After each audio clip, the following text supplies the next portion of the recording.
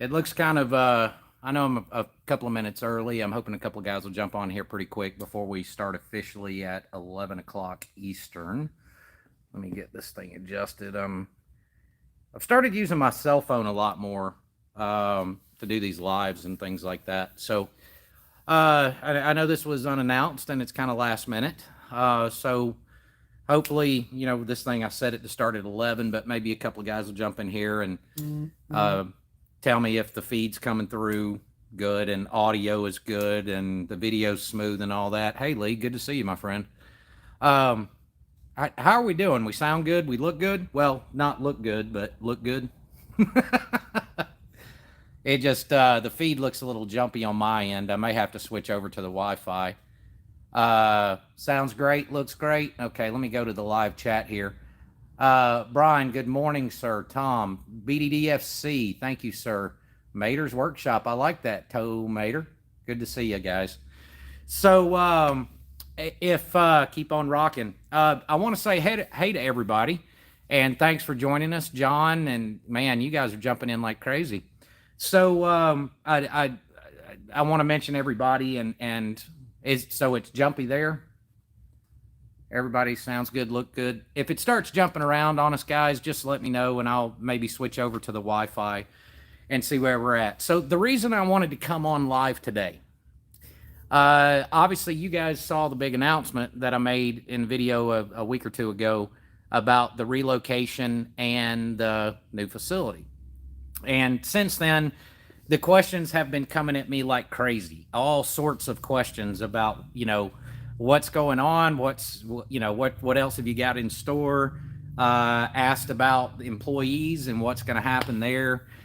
So I don't have a whole lot of time currently to answer comments individually, and I appreciate you guys leaving them. I certainly read them.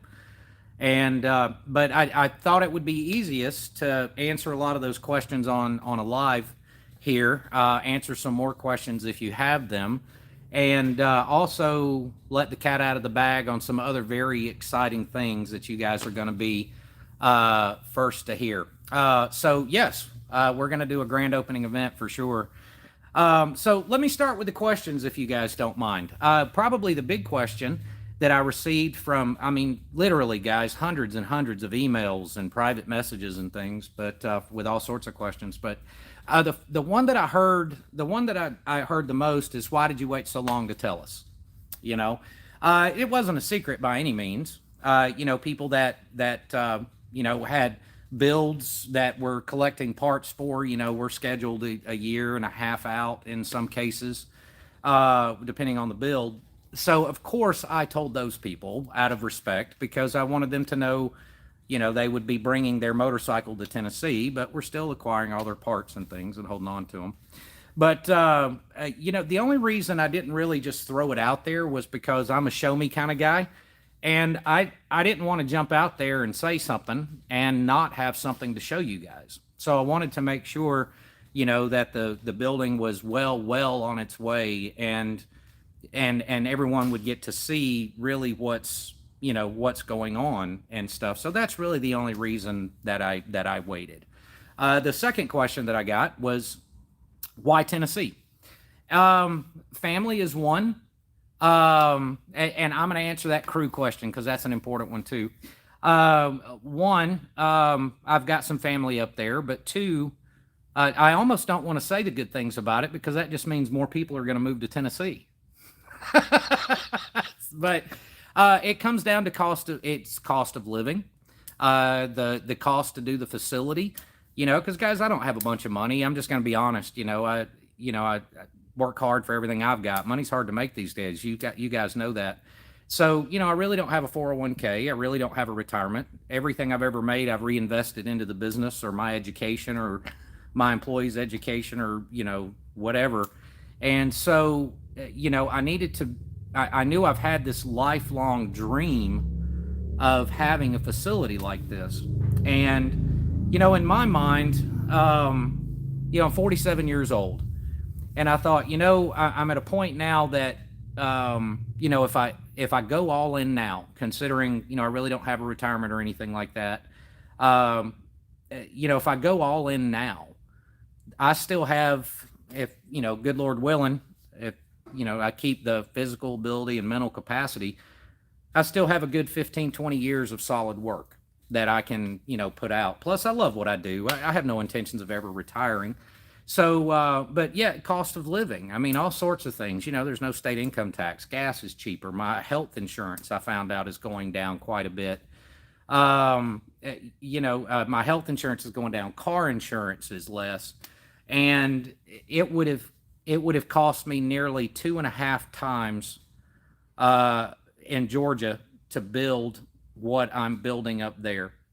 So it was a lot of collective things. Plus, it's a slower way of living. I make the joke that COVID taught me how much I like social distancing, and every time I say that, people laugh. But it's a bit of a slower way of living, and I think you guys know me now well enough.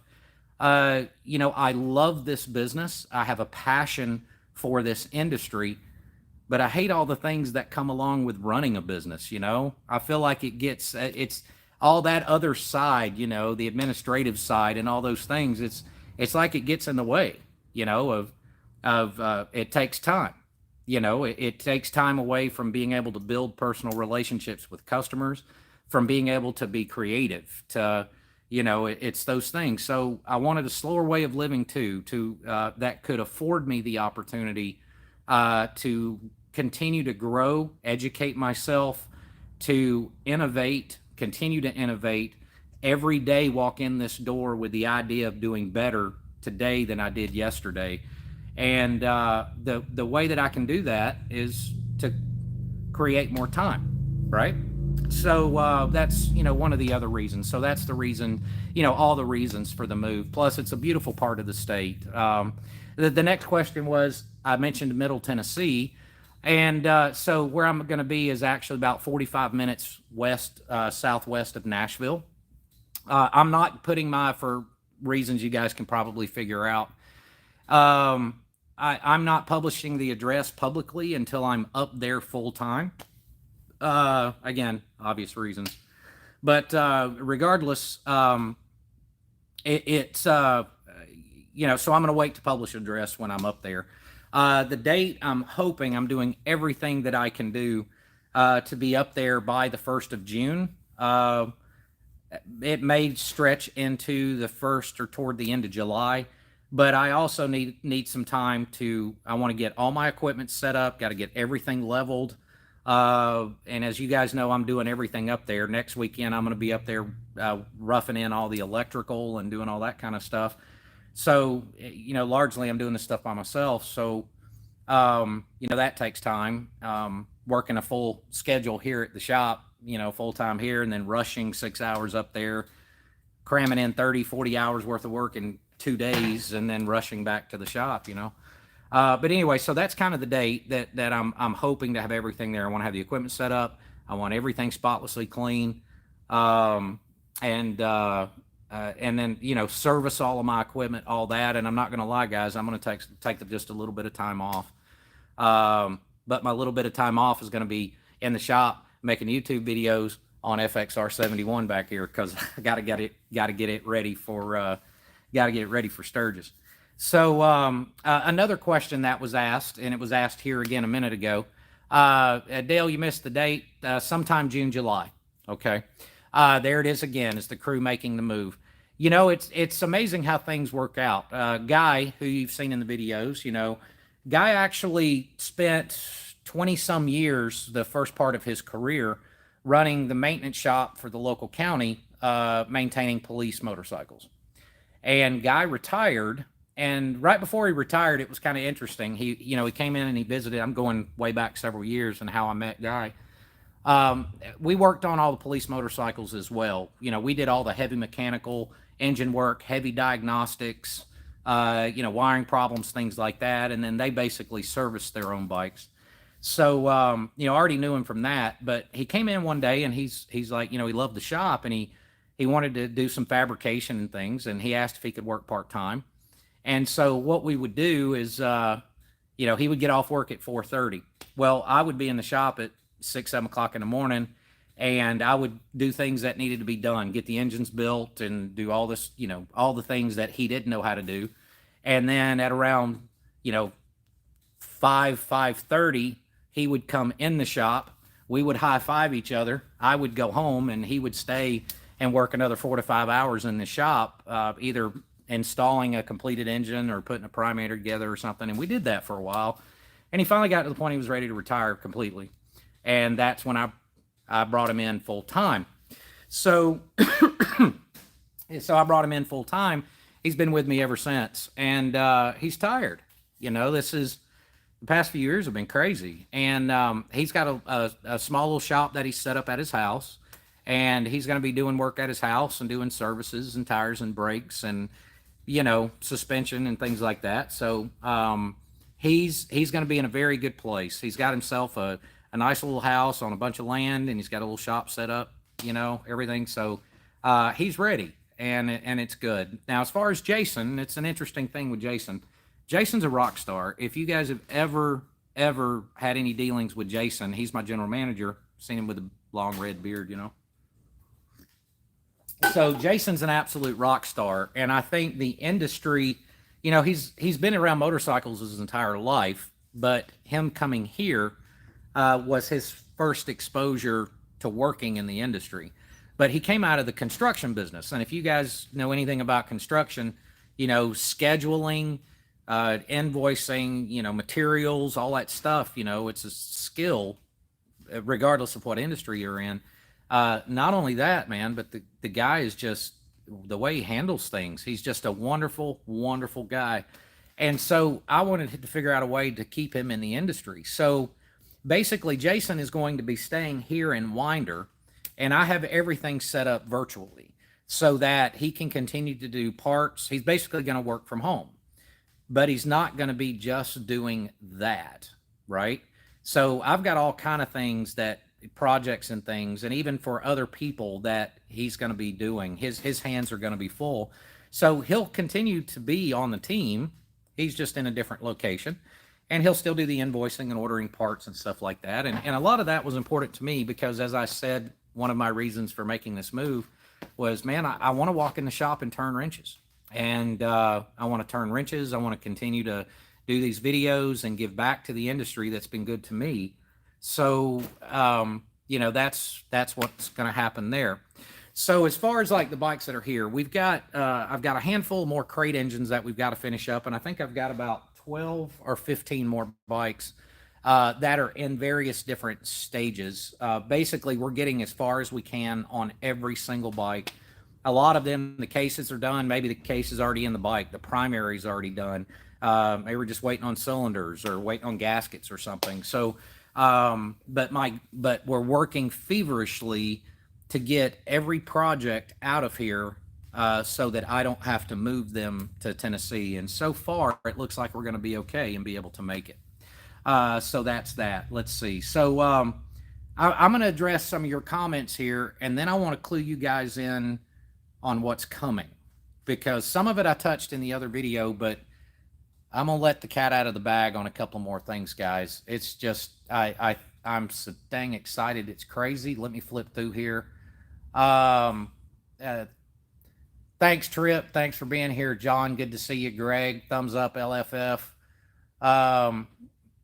Daniel, good to see you, sir. Grand opening. Yes, we covered that one. Good morning, everyone. Magic, S Diver. Let's see. John, good to see you. Thank you for the compliment, sir. Raphael, good morning from Chicago. Glad you made it, sir. Everybody sounds good in Cali. There you go. Leonard, Dale. 3 years to retirement for you and the wife. Congratulations, sir. It's not work when you love what you're doing.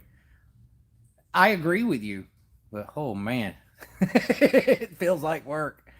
You don't, let's see. Lee says, told you don't charge enough. I consider the work you did on my build a gift. Coming from you, sir, with your extensive machining experience and your talent and skill set, that's quite the compliment. And thank you for that, Lee. I really appreciate that. Drinking scotch and smoking cigars, Dale. That would be a great job, wouldn't it? Thumbs up, everybody. Awesome. Florida and Tennessee for good reasons. Exactly, Chris. A lot of people are. Let's see. I think we're there. Let's see. Greg's with us. Joe's with us. Chris, you. Thanks. Mike Jones is there. Mike thought he was retired, but Mike is here 3, 4 days a week helping out, which is an unbelievable gift to us. I have to say thanks to Mike for coming in at a pinch. He's actually been here for quite a while, helping us do stuff around the shop, and Mike's quite the wrench. So thanks for helping us out there. And John Johnson with all of his skunks. Hello from England, sir. Good to see you. Yeah, Lou, we are moving. If you go back a couple of weeks on the channel, look at the videos. I made the announcement and gave a tour of the building and all that sort of stuff. Southern Arizona. Hello, sir. All right, so here's what's coming. So we've already talked about the oil stuff. All right, so with the Klotz thing. So after I make the move, I'm going to be going to Klotz. We're going to be going behind the scenes through their facility. We're going to talk about the truths behind oil. Guys, I have learned so much about oils since I started this relationship with Klotz. There are a lot of misconceptions out there that even I had about certain things with lubricants.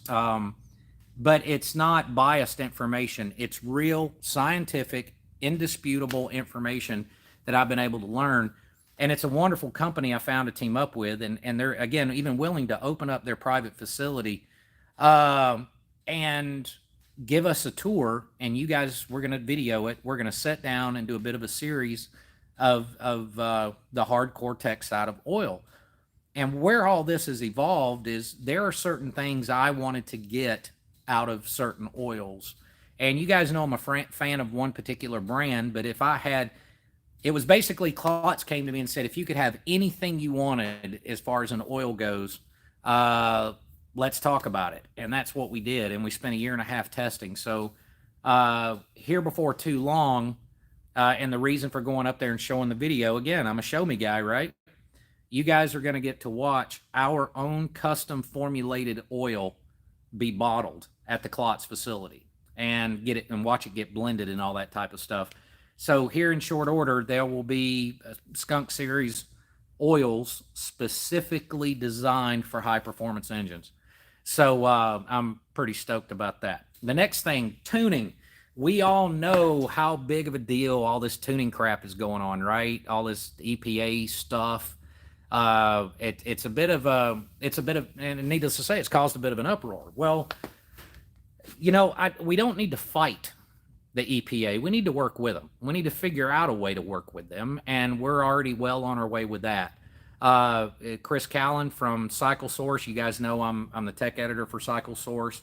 He's got a lot of contacts. I'm not at liberty to say a lot of the names, but you know, we're going to be working very closely to find solutions that are amicable for both sides, because, you know, fighting it, all we're doing is beating each other up. So in doing that, I had a company from Europe reach out to me. They're not very well known here in the U.S. Not very well known. They're tuners that have been around for a long time, and in some shops that have heard of and seen them. But this company, after we've had several meetings, and they want to own the U.S. market, and they have some unbelievable technology. First off, they have a dyno that is actually, you can roll it around your shop, right? So when during our negotiations and me talking with them and stuff, I wanted not only to be able to service the general public and solve a lot of these debates, EPA and all this stuff, but I also wanted to make it easier for shops to get into tuning as things are changing in the industry. So first off, they have a dyno that's a much lower cost than what you see. It's a very compact unit. It's lightweight, but the thing is actually on wheels. So I could, if you had a small shop, I don't have to invest, you know, a ton of money, you know, dedicated space and all this. So if I need to dyno a bike, I can actually, you know, lift it up on its wheels, roll it to the roll-up door, so I've got fresh air and all this stuff, and I can set it down and and then push it over in the corner when I'm done with it. I mean, it's incredibly innovative. But then these people, they also integrate all their tuning equipment integrates into it, their diagnostic equipment integrates into it, and also for gas analyzer and emissions testing. And all of it integrates.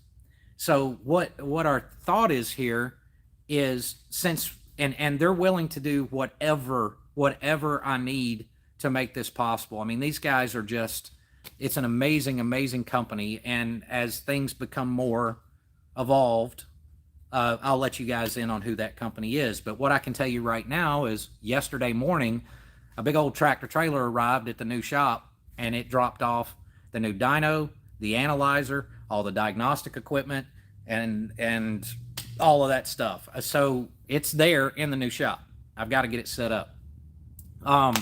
So the idea with this is to put complete training programs together, make it easier for shops to get into the tuning business.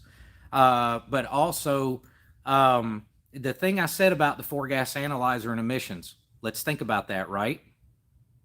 You guys see where I'm going with this? Us working with EPA to find out exactly what those standards are, because that's the big question mark. It's not like in the automotive world where they'll tell you openly, Jesus, Sunday at 11 and the phone's ringing, where they tell you what AFRs need to be in certain operating ranges and things like that. Well, they don't exactly tell you that.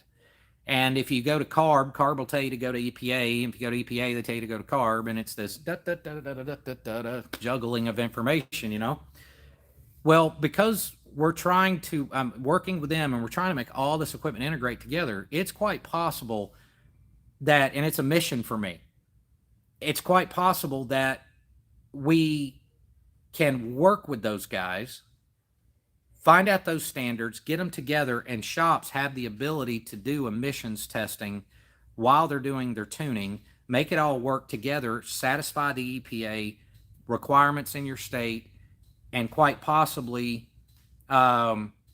be totally compliant even with performance engines. This is a big deal because it's the future of our industry. There's not a lot of people that buy their Harley and leave it alone. So there's this is something that has to be resolved. And that's a very, very exciting thing that is coming, that I'm working on. And it's a wonderful company. So it's a big challenge, but I think we can make it happen. So I'm really excited about that. Some of the other things, of course, you guys know about, the painting videos with solder and all that stuff. This is actually going to turn into quite a bit more than what I thought. So, we're going to have full professional lighting in the booth, the ventilation systems, Dan-Am's air system with filter dryer, regulator, all that type of stuff. And so that's, really in every aspect, kind of state of the art with everything that's going on and what we're doing. So I'm pretty dang excited about all that stuff. We're going to be working a lot closer with more manufacturers, and there's going to be some big surprises coming for you guys on that. I'm not at liberty to disclose exactly everything, but let's just say I'm excited about it, and it's pretty cool. Jim's is staying in there with us. We've actually collected every tool that they have, and because remember, we've been talking about the Tool Tech Tuesday, picking that back up, and on the Tool Tech Tuesday, we're going to do a pan head, shovel head, and an Evo rebuild from the crank up. And we want to do it with all of Jim's tools. And my goal with this, yes, there's going to be some machine shop work. But my goal is, since those engines are kind of builders' engines, and Evos are still affordable, shovel heads are still affordable to some degree. So that being said, there's a lot of them out there. Well, my goal is not to use fancy equipment and try to impress you guys. My goal is to show you how the home mechanic, with the right tools, how much you can do, how much you could do yourself from home in your little home shop there, and without having big fancy equipment. Yes, there are certain things, there's no substitute for big equipment like cylinder honing, or boring and doing valve seat work, but there's still some options on valve seat work sometimes if it's not too involved. But the point is to be able to get you guys through 3 complete engine builds with demonstrating as many things as possible that you do from home, that you could do from home, right?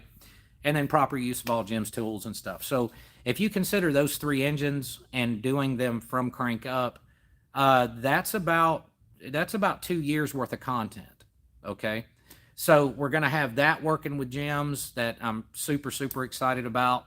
We're going to have the deal with Klotz. Another one I'm very excited about, Evolution Industries.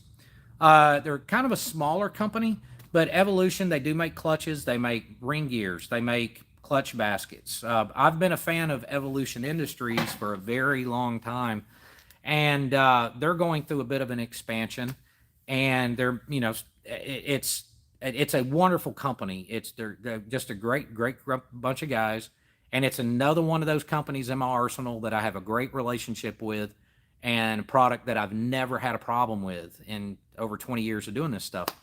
So Evolution reached out to me, and we're going to partner up too. We're going to do some videos with some of their different clutch installations, some of their tools. They've got one tool. They sent me a new tool. If you got, and I'll give you one example, and then we'll move to the next topic. If you've ever put a primary together, you got your compensator in, you got your chain on there, you don't have your clutch in, but you've got your basket and you got your clutch hub in there, and you're trying to torque that clutch hub nut down, but the clutch is spinning because there's no clutch in there. So then you'll put it into gear and you'll strap the rear tire to the lift, and then it slips, and you're hammered down on the rear brake. All these things to try to keep spinning it. Well, they have this super cool tool that locks the hub and the basket together, so you don't have to put the stress on the transmission and strap everything down and all that stuff. And it's a super cool tool, and the thing is inexpensive. It's like $110, I think it is. Yeah, $110 retail or something like that. So, they sent this thing to me. When I looked at it, I was like, man, why didn't I think of that? It was just super cool. So, we're going to do some stuff with Evolution Industries. Excited about that. Again, we're going to continue with SADA, Dan M Company.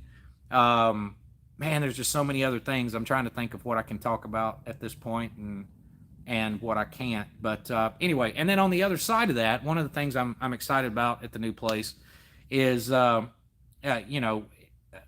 going to have cameras. I'm actually going to set cameras up inside the building. Now, this is kind of a crazy idea, and I would love to hear your comments on this, but remember, I need to create time.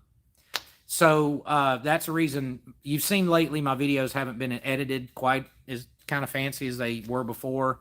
But just because I'm, editing on my cell phone now, I'm trying to figure out every way I can get stuff out, considering the time constraints of moving, finishing, and all this. So one of my ideas is I'm actually going to have cameras at workstations. All right. So there'll be a camera, overhead camera on 1 or 2 pieces of equipment in the machine shop, or just over the machine shop area. I'm going to have another one in the painting area. I'll have another one in the engine assembly area, and another in the general area, general just tear down, rebuild stuff. One in the fabrication area. You guys where I'm getting at, right? And this idea that I have is maybe once every couple of weeks or once a week, we do a live. And the deal is, I want to start splitting up the videos. Where I have a hard time is I know you guys want to see me do things, but you also want to learn and hear the explanation of what I'm doing. Well, as you guys know, I live in a world 4 zeros to the right of a decimal point. And so if I'm boring or honing a set of cylinders and trying to talk at the same time, there's a margin for error. And I don't like margins for error. I want them as small as possible.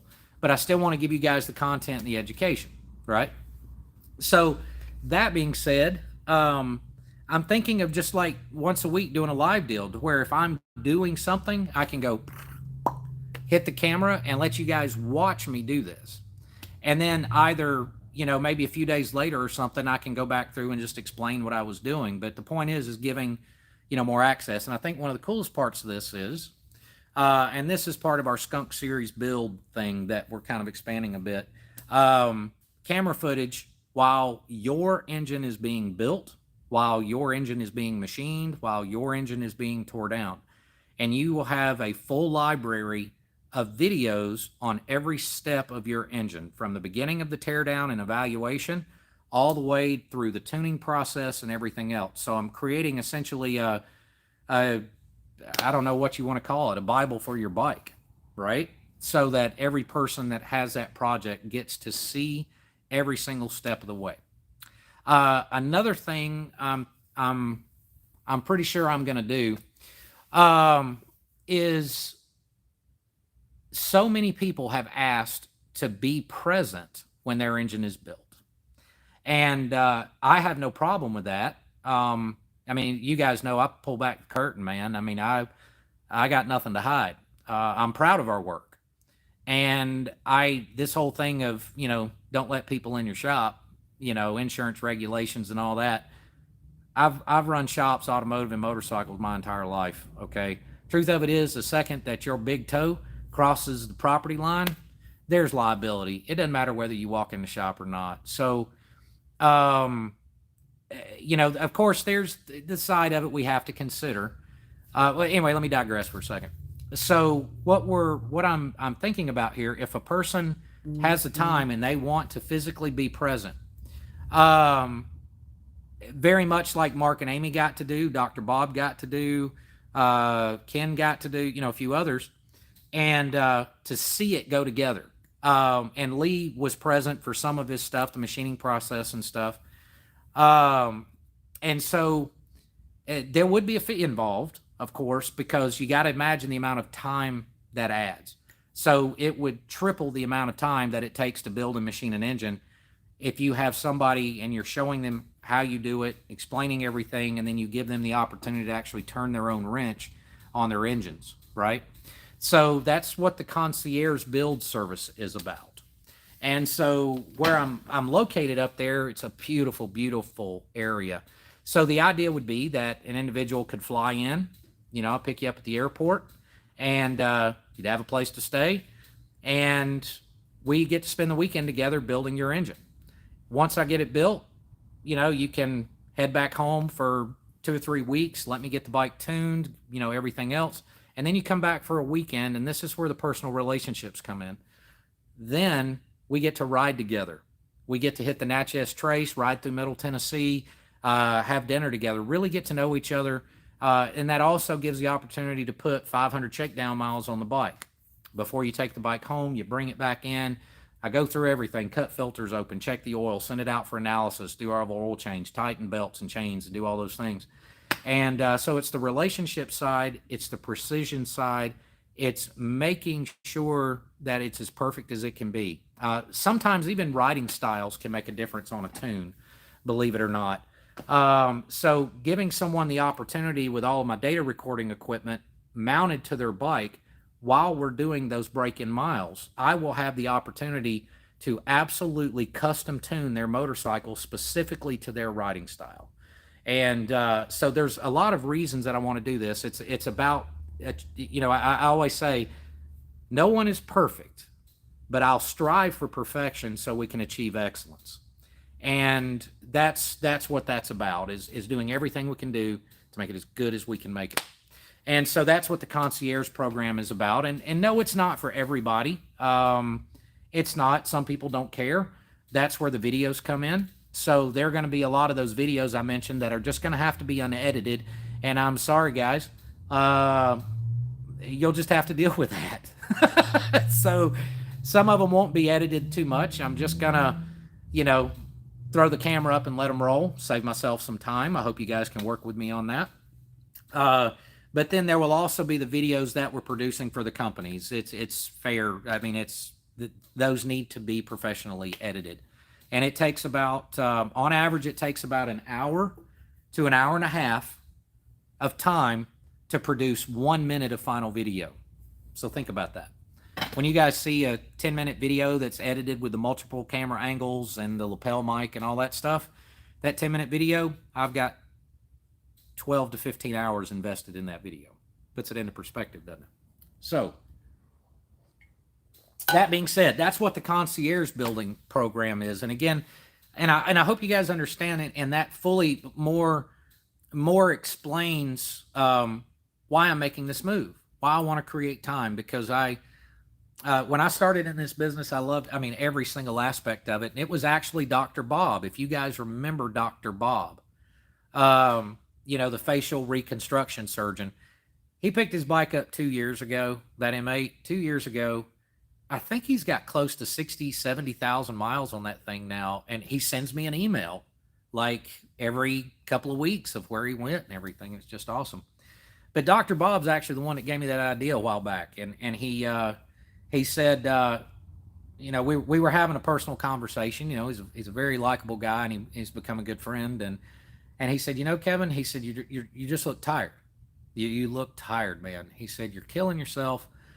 And he said, I feel like you're in a place very similar that I was in when I got out of the business. And out of, he closed his practice and quit operating on people.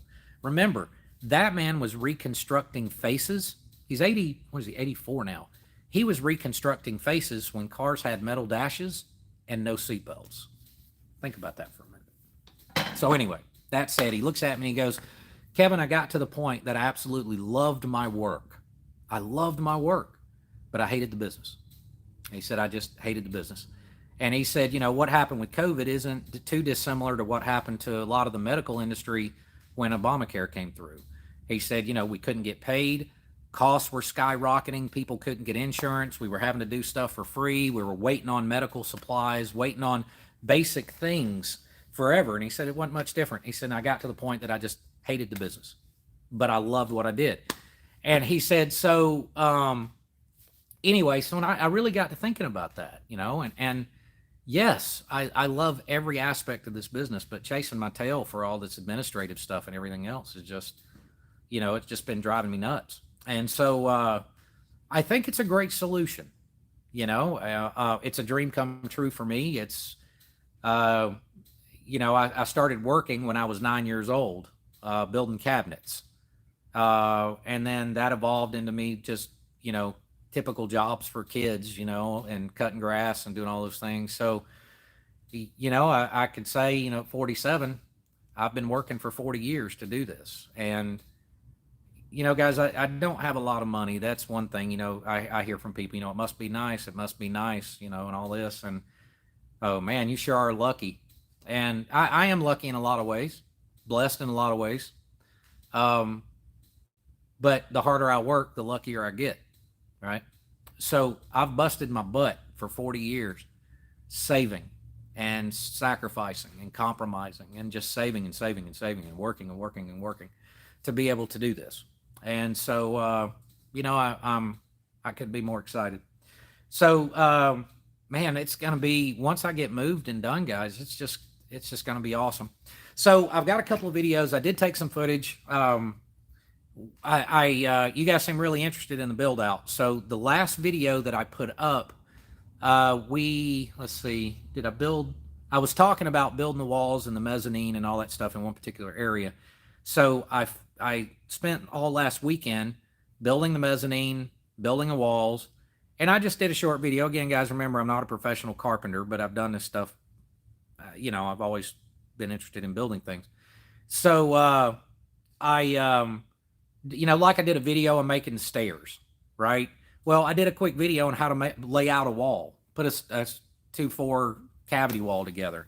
How to mark for for your cripples and headers and king studs and jack studs, all that stuff, and just kind of how to lay it out. And so that may be something that you guys enjoy watching. So I did that. The next step is I have to rough in all the electrical. So so I'll be doing that, not this weekend. Obviously, I'm in the shop right now. I'm going to work on my FXR today. Next weekend, I'll be putting that footage up.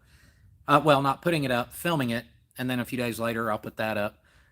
We did a bit of more of a delivery video with Mike and Monica. They picked up their Nash Metro. That's what a cool car that is.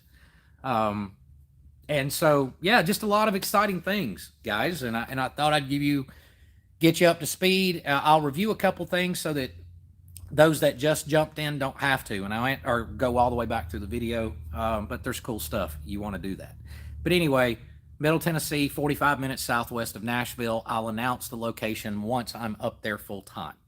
My date is June, July. All right. And then I'm just going to have you guys, I'm just going to have to ask you guys to be patient with me, because I'm going to leave a message on my phone, and I'm turning off my cell phone. And it's just, I'm not going to be reachable for a couple of weeks. I'm just going to flat out, I'm just going to take a little bit of time off and take care of me for a little bit, because look at this. You guys have been watching my videos for a couple of years. I didn't have gray 2 or 3 years ago. So anyway, that being said, so I'm sure you guys understand. Let's hit some questions and see what y'all got going on. Let me scroll back, man. Thanks for all the comments, guys. Let's see. Distraction of the videos. You're absolutely right.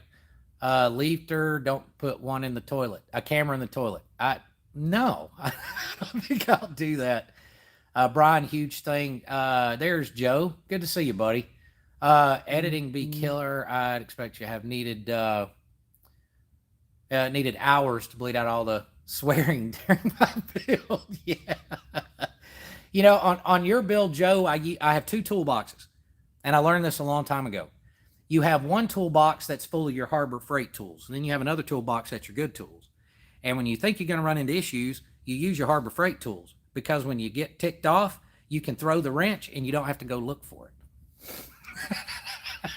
it. So the trace is beautiful, above and beyond. John, thank you, sir. I think you guys may like that. The Concierge program, awesome. For you guys that like it and think it's something you'd like to be a part of, we're definitely going to do that. Thank you for the kind words. Brian, unedited is better. Thank you, sir. Greg, for the Concierge, all we got to do is plan it, my friend, and we're going to make it happen. In Newfoundland, I've got a very good friend of mine, John, that's actually a Newfie. I haven't seen him in many years. Unfortunately, I never had the opportunity to go up there and get screeched in. I know you'll know what that is, but and then I actually learned some Newfie folk songs. Let's see. Well, I'm not going to try to sing it. Let's see. I's the buys that builds the boats, and I's the buys that sells her, and I's the buys that catches a fish and brings them home to Liza. So I understand that's a pretty popular folk song. So anyway, Joe, brilliant system. Tools often found themselves. Yes, sir. Greg, smiling. Paul, thank you for that, sir. I appreciate your kind words. Rest and recoup. All right, guys. Hey, what's ahead? Best of luck. Thank you. Thank you. Help on electrical if you need. Lou, I might take you up on that. Maybe some phone calls, or maybe a couple of calls. Maybe you could give me some advice. I know some things like, you know, I mean, I'm reading the codes and stuff, but maybe you got some tips for me. My plan, I'm going to run all 20 amp outlets and switches everywhere. I'm aware of like the 2-4 rule, the 6-12 rules, heights of boxes and things, but I have a lot to learn. Regardless, we're going to do it. All right, guys. I want to thank you all so very much for sticking with me, for your kindness, your support, your continued comments. Even though I'm finding it difficult to find time to answer them, the questions, I will change that. I just need time. So thanks for sticking in there with me. Thanks to all you members for supporting the channel every month. You guys are awesome. I've got some new shirts. I decided, you guys know I did those few series of vintage style shirts, right? Well, I've decided to do a comedy series of t-shirts. While doing these and doing the lives, I remember people's comments and things that people laugh about and things that are inside jokes, right? Since we're a family, are inside jokes and things. I remember them. So I've got a list of little comedic little anecdotes or images or whatever, and we're going to do a series of t-shirts on that. And I think it's absolutely hilarious, and I think you guys will have a good time with it. So we're going to do those. And I got to get some more skunk shirts out there and all that. Joe Sturgis in 24. You got it. All right, guys. Yeah, Lou, do me a favor. Don't leave it on here. If you do, you'll get spam calls like crazy, my friend. If you want to, I don't check Facebook Messenger anymore or Instagram Messenger. I already get 300 emails a day, so I have to cut it off at some point. But if you will email me, and I'm not going to say it because the closed captioning will pick it up, and then I'll start getting more spam mail. So here's how I'm going to say it. My email address is Kevin at the name of the company.com. So let's put it that way. So now it's going to pick it up and it's going to try to email Kevin at the name of the company.com, and it won't come to me. Isn't that hilarious? So, the company is Baxter's Garage. So Kevin at the name of the company.com. There we go. So Lou, if you don't mind shooting an email, man, and I have your number, I thank you for your generous offer there. And before I sign off, if you guys could help me with two things. There's two things that I'm desperately trying to resolve. Number one, I'm going to be moving my shop equipment myself. All right. I'm going to rent a forklift for this facility here, but I am in the market for a good used forklift. And for whatever reason, I'm having a hard time finding one. So, I've heard, I don't know a lot about forklifts, but I've heard when they hit 10,000 hours, they're done for the most part, unless you get lucky. So, some have told me try not to get anything with more than about 3,000 hours on it. But if you get like a Toyota or a Mitsubishi, and they've mentioned, or a Case, or mentioned a couple others, that those are, 6,000 miles, you're good with those as well. A warehouse forklift, 4,500 to 5,000 pound. I'm not a fan of pneumatic tires because I don't want to worry about them. So basically just a warehouse forklift, cushion tire, 4,500, 5,000 pound. And I know Toyota makes the short mast ones that only go up to about 80 inches. But remember, I built that mezzanine, and I want to be able to lift the forklift up so that I can unload parts and stuff on the mezzanine. So it's 9 feet. So I think there's another one that goes from 11 to 22, or will go from floor to 22 feet. So, that's what I'm looking for in a forklift. And, I need to rent one for about 3 months, but it's like 10 grand to rent one for 3 months. So if I've got a budget, I mean, obviously, guys, like I told you, I don't have a lot of money. I got a pretty tight budget here, but if I could find one in the $10,000 range, propane powered, that's pretty decent deal, or even a diesel. If you could help me find one of those and let me know, that would be awesome. Second thing is a trailer. I cannot find a company. I cannot find a company around here that will rent a gooseneck 10,000 pound complete flatbed trailer. It need to be 28, 32 feet long, whatever. I've got a gooseneck in my truck. I kind of need a gooseneck to be able to turn around and manipulate it up there at the new place. But that being said, if I take my cylinder honing station, boring bar, the valve seat machine, my mill, and the lathe, I'm going to be right a little over, wink, wink, a little over 10,000 pounds, somewhere around 10.5 to 11, I think. But if I could find myself a 10,000 pound trailer to rent from someone, I'm not asking for anything for free. If somebody let me borrow one, it'd be great. But I don't mind paying somebody to let me rent their trailer. But if I could find a trailer like that I could use for basically 2 weekends, I want it to be able to take and move the machine shop in one load. The second load, I'm going to palletize a bunch of stuff, shrink wrap it, workbenches, the bike lifts, and I'm going to try to get that on a second or maybe a third load. So, if you guys know of anybody, then it would really, really help me out. So you guys got any questions for me before I sign off and go have some me time and play on the FXR here? I will show you, before we leave, I will show you one thing I did. And I think it looks pretty cool. And if you guys are building an FXR or something similar, maybe, you might like this idea. So let's spin the camera around for a second. Oh, let me unplug. Hang on.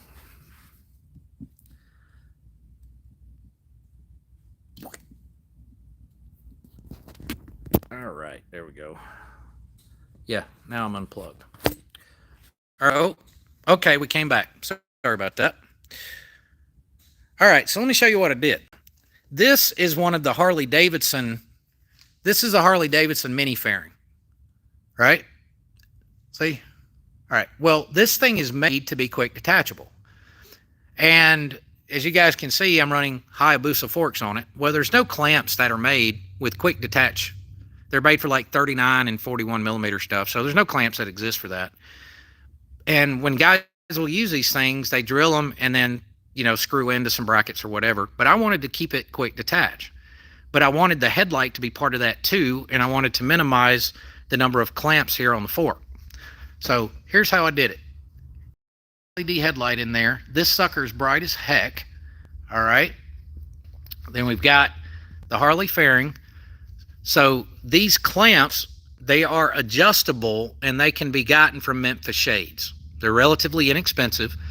So this one's adjusted to 50, this one down here to 54.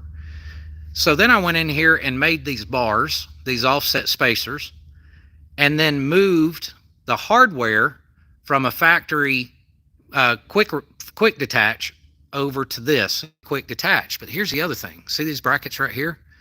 So I made those brackets, and instead of installing the headlight with more clamps to the fork tubes or with a bracket to the lower tree, I made these brackets, bolted them to the frame of the fairing, and now the headlight is perfect in here. Tight, doesn't rattle, and it's permanently part of the fairing.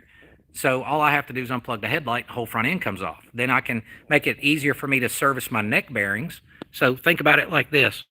You got the gas tank on here, and if I want to service the neck bearings, I can't get down in here, right? Well, doing this, I can pop that right off and get to the adjuster from the front. Pretty slick, huh? And also to be able to neck, without having to take the tank off and stuff. So I think, I think that worked out pretty good. And of course, the question I was asked by a couple people, now you can't adjust the headlight. Well, if you look closely, this frame here, the frame, oh, sorry, out of focus. It has about an inch of up and down adjustment. You can't see it, but it also has about an inch and a half of adjustment this way. And on the bottom, let me see if I can get to it. I don't think you can see it, guys. Sorry about that.